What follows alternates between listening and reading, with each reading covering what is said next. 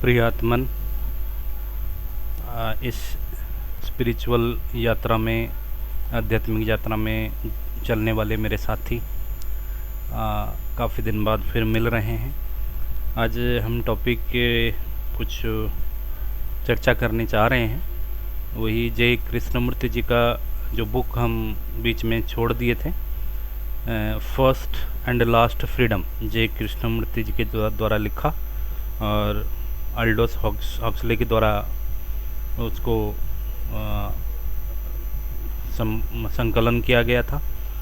और चैप्टर 5 में हम पहुंचे हैं और चैप्टर 5 में एक्शन एंड आइडिया, ये चैप्टर का नाम है। एक्शन जिसको हम कहते हैं कार्य, कर्म, जिसको हम कर्म तो हमारी जिसको कहते हैं कि हमारी स्क्रिप्चर में बहुत पुराना ही और वेद वेदांतों में और सनातन जो स्क्रिप्चर में बहुत ज़्यादा मात्रा में कर्म पे चर्चा हुई है, लेकिन उस विषय में तो चर्चा हम बाद में करेंगे। जो हिंदू स्क्रिप्चर में और बाकी कुछ जगहों पर जो कर्म की जैन और बुद्धों की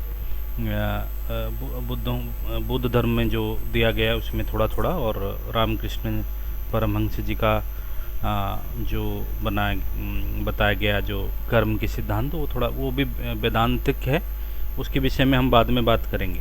तो एक्शन मतलब है कर्म, कार्य, क्रिया। आइडिया माने एक प्री कंसेप्ट पाथ कि जिस रास्ते में कर्म किया जाना चाहिए, जो उचित मार्ग है, जिसको हम कहते हैं आइडियाज। मन में कोई स्पेसिफिक आइडिया कोई अपनाता हो या ना अपनाता हो, तो भी समाज का एक दिया गया रास्ता तो होता है जिसमें हर व्यक्ति सुबह से शाम और अपने जीवनचर्या दिनचर्या करता है। तो उसी को हम कह रहे हैं idea, pre concept, pre synthesised practice life, या किसी संस्था के द्वारा, गुरु के द्वारा, ग्रंथ के द्वारा, मार्ग के द्वारा बताया गया विधि कि कैसे काम किया जाएगा। तो जय कृष्णमूर्ति कहते हैं कि एक्शन के बारे में बोलना वो चाहेंगे, जो कि शुरू में ज़रूर मुश्किल लगेगा ये कर्म और एक्शन के विषय में सुनने। देखो, ये जब भी जय कृष्णमूर्ति जी की बातें सुने तो आप बस वर्बली सुनने के लिए ना सुनने, भले ही समय लेके जब समय हो तब सुने, लेकिन अंदर यात्रा में चल पड़े, साथ साथ चले, शब्दों को पकड़ के ना रहे, शब्दों को बस ऊपरी तल पे ही ना रख के छोड़ दें। तो हम जब सुने तो गहन उनके साथ ही चल पड़े, ये मैं कहना चाह रहा हूँ, तभी चीज़ें समझ आएगी। नहीं तो वो खाली ऊपरी सतह पे ही रहेगी वो। और सतह जो हम लोगों की होती है, वो जो हमारी कॉन्शियस लेवल है, चेतना की जो स्तर है, उससे बहुत टिप ऑफ द आइसबर्ग है। तो उस थोड़ी सी मात्रा को हम यूज करें कि हमारी कॉन्शियस लेवल का हम मान लो सुने, तो वो हमारी समझ, वो हमारी सुनने का जो प्रक्रिया वो पूरा नहीं होगी। वो कहते हैं कि शुरुआत में ज़रूर ये मुश्किल होगा एक्शन के विषय में बात करने पर, बट समझने के बाद, विचार करने के बाद हम इसको क्लियरली जान पाएंगे। वो कहते हैं कि हम लोगों की जीवन जो है सुबह से शाम तक और पूरी जन्म से लेकर अंत तक, क्या ये अनवरत कर्म की प्रोसेस नहीं है? क्या कर्म की बाई प्रोडक्ट नहीं है? क्या हम कुछ ना कुछ तो करते रहते हैं? हर कोई कुछ ना कुछ तो करते रह रहा है और करते रहना चाहिए, यही हम मानते हैं। जो नहीं करता हम उसको निकम्मा कहते हैं। तो क्या हमारी जो जीवन है वो एक प्रोसेस ऑफ एक्शंस नहीं है क्या?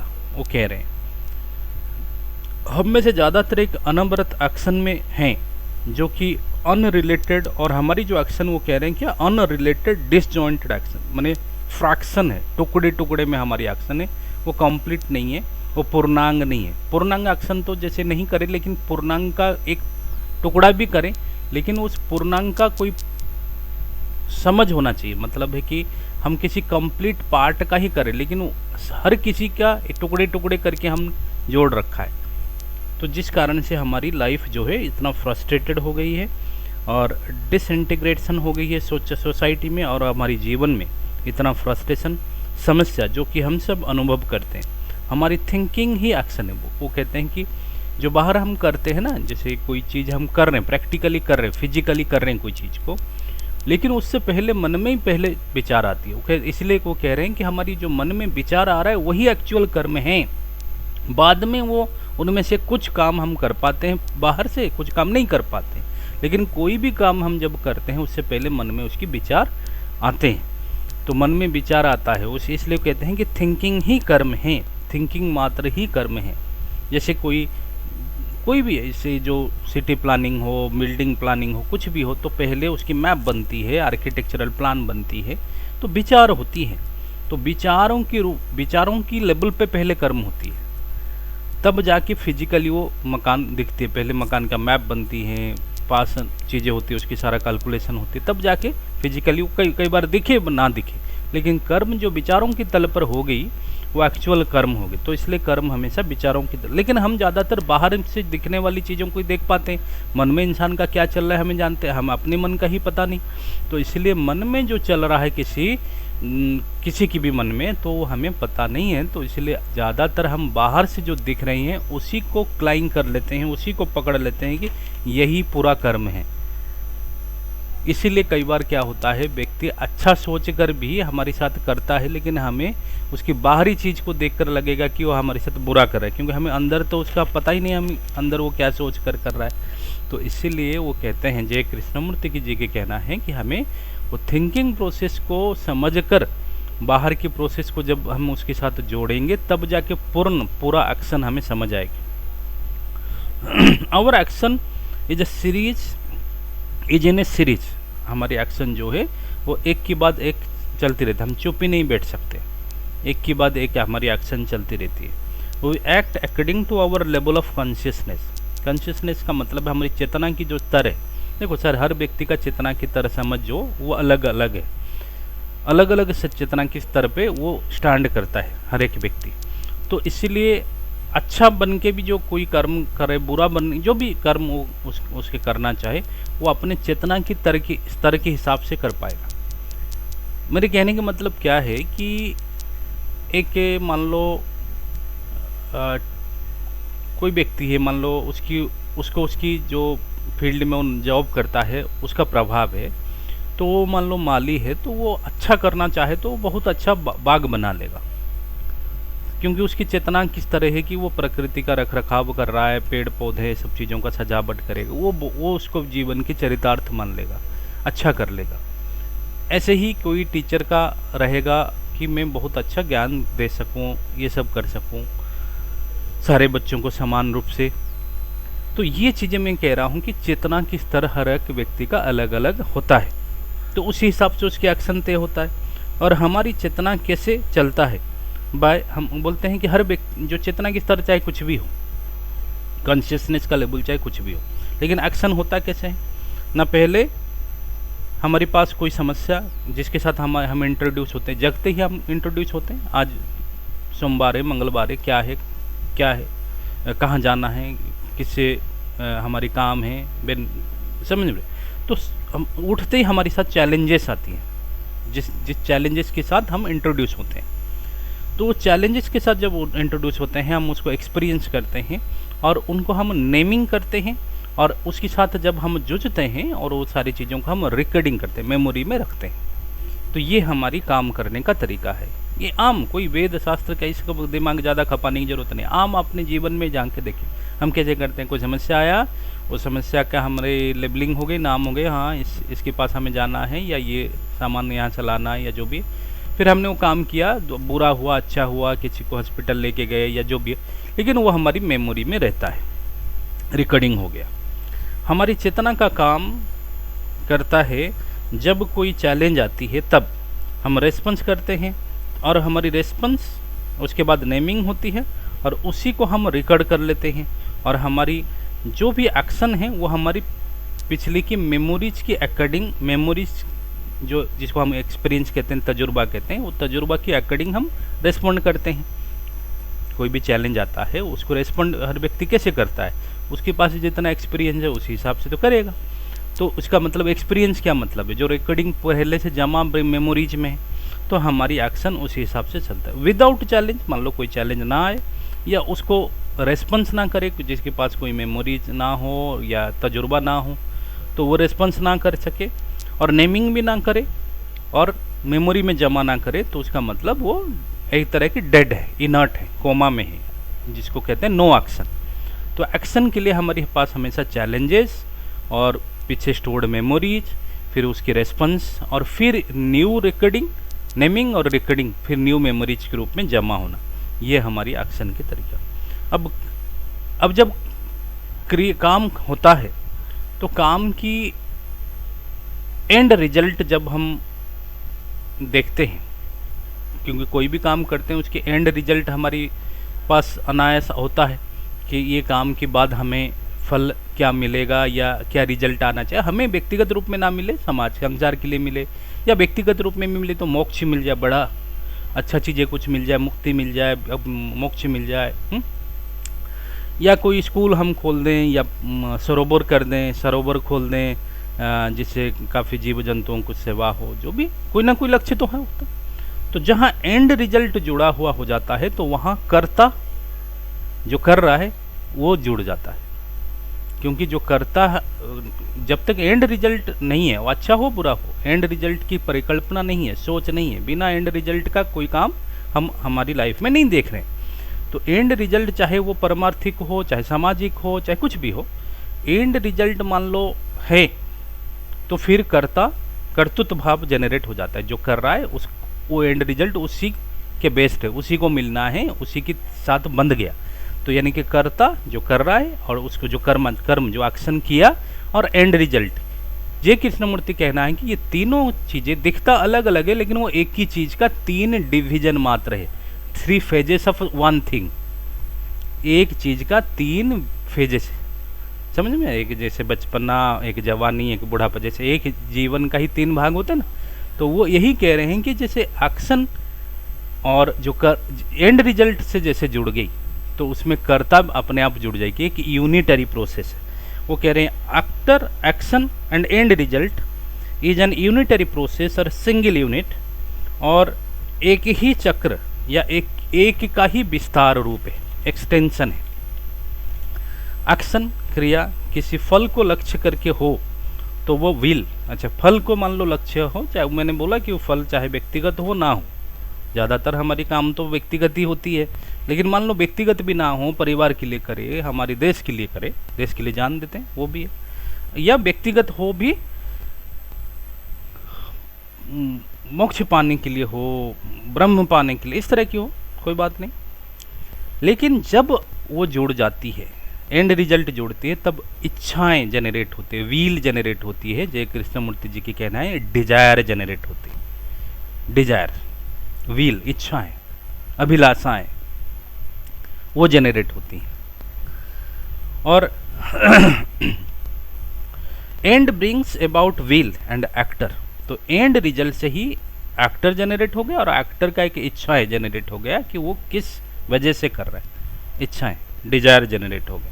जैसे कि I want to achieve, I want to write a book, I want to a rich man, I want to paint a picture, और उसी को आप आगे बढ़ा सकते हैं, जैसे मुक्ति या गॉड या लॉर्ड या बुद्ध या जैन या जन्नत या स्वर्ग, ये सब कुछ भी एंड रिजल्ट हो सकता है, बट डिजायर जनरेट हो जाएगा। We are familiar with this, हम ये डेली लाइफ में ये इस तरह के एक्शन के साथ फैमिलियर है। वो कह रहे हैं कि अब मैं कोई नया बात नहीं कर रहा हूँ, जो बातें हैं हमारे जीवन में उसी को वस्तुतः रख रहा हूँ, फैक्ट सह रख रहा हूँ, बस उजागर कर रहा हूँ। मैं कुछ नई बातें, नई चीज़ें नहीं बता रहा हूँ। ये हमारी क्या आप झांकिए हमारे जीवन में ऐसा है कि नहीं, डे टू डे लाइफ से लेकर हम जो जॉब भी जाते हैं या कभी कोई सेवा भी करते हैं तो उसके पीछे का हमारी एंड रिजल्ट के साथ हम जुड़े रहते हैं कि नहीं।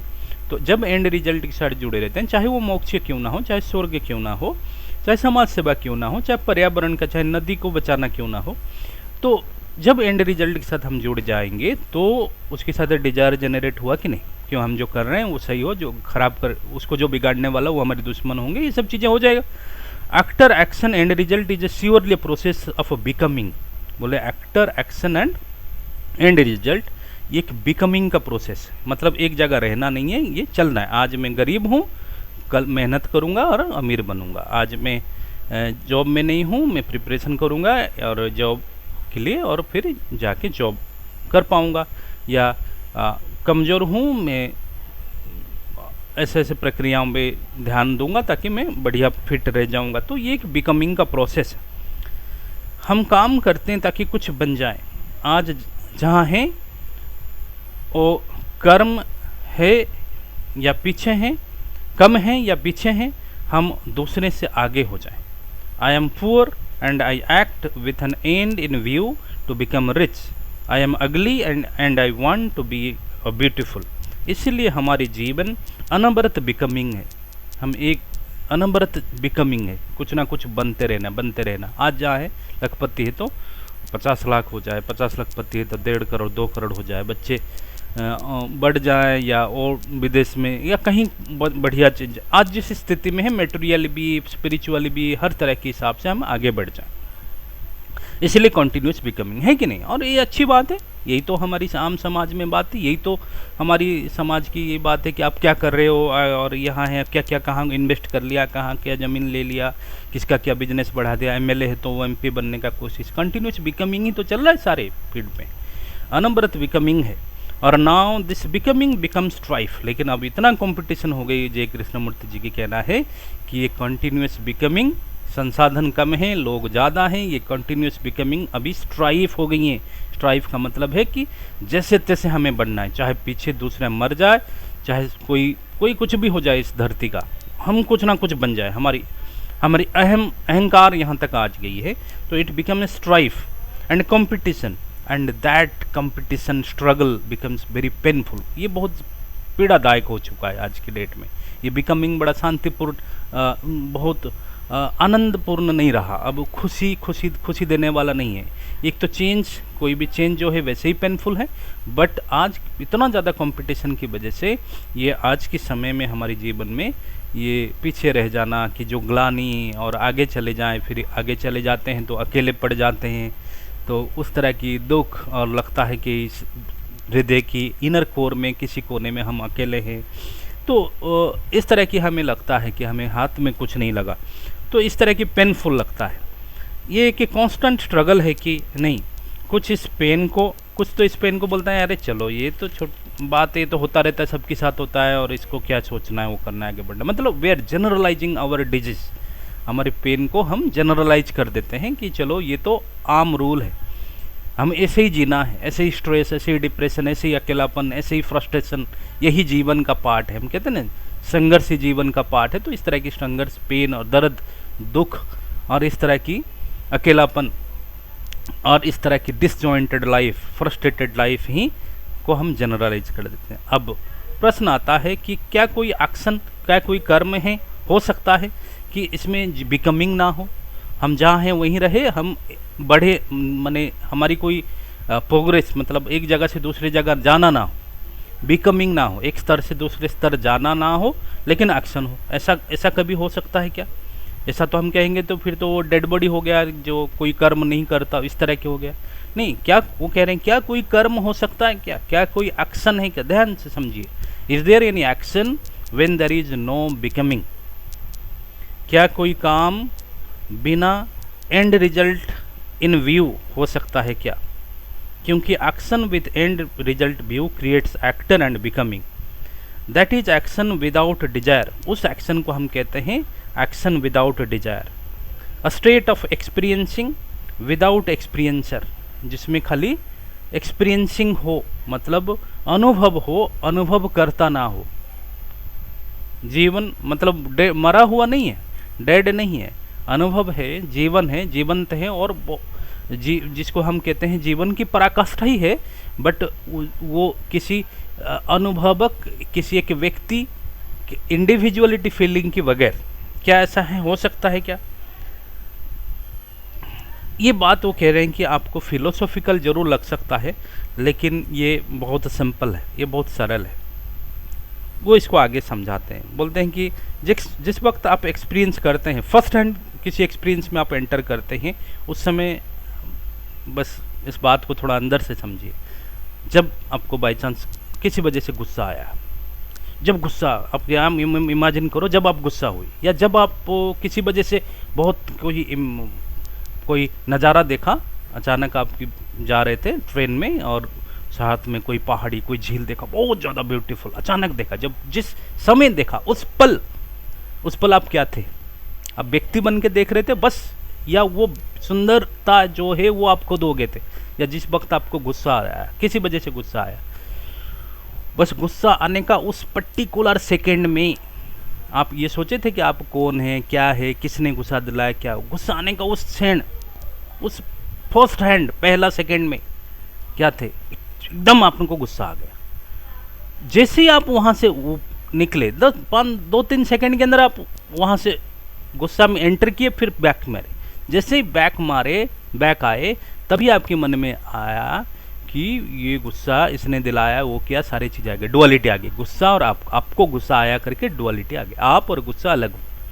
जैसे ही आपने कोई सुंदरता चीज़ देखा तो उस पर्टिकुलर क्षण में आप वो सुंदरता खुद हो गए थे, क्योंकि आपके मन में वो पूरी सुंदरता छा गई। बस उसके जस्ट बाद आप उस एक्सपीरियंस से बाहर हो जाएंगे। फिर आप देख रहे हैं करके आप एक देखने वाला और वो दृश्य, वो दोनों अलग हो जाएंगे। पार्टीशन डुअलिटी आपकी विचार, जो मन में मेमोरीज और विचार पड़ा है ना, विचार तुरंत एंट्री मारेगा और आपको 2 टुकड़े में तोड़ देगा।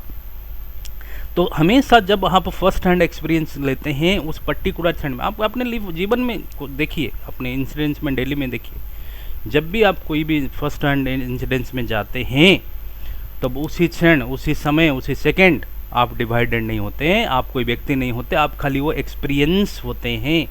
आप वही आपके अंदर कोई एक्सपीरियंसर नहीं होता, लेकिन तुरंत आपकी ब्रेन एंट्री मारता है, थॉट मेमोरीज एंट्री मारता है आपके व्यक्तित्व को, और वो दृश्य वो एक्सपीरियंस को डिवाइड कर देता है। तब आपके एक्सपीरियंसर पैदा हो जाता है और एक्सपीरियंस जो आप कर रहे हैं वो दोनों अलग हो जाती है, वो डुअलिटी डिवीजन पैदा हो जाती है। तब आप वो कहते हैं कि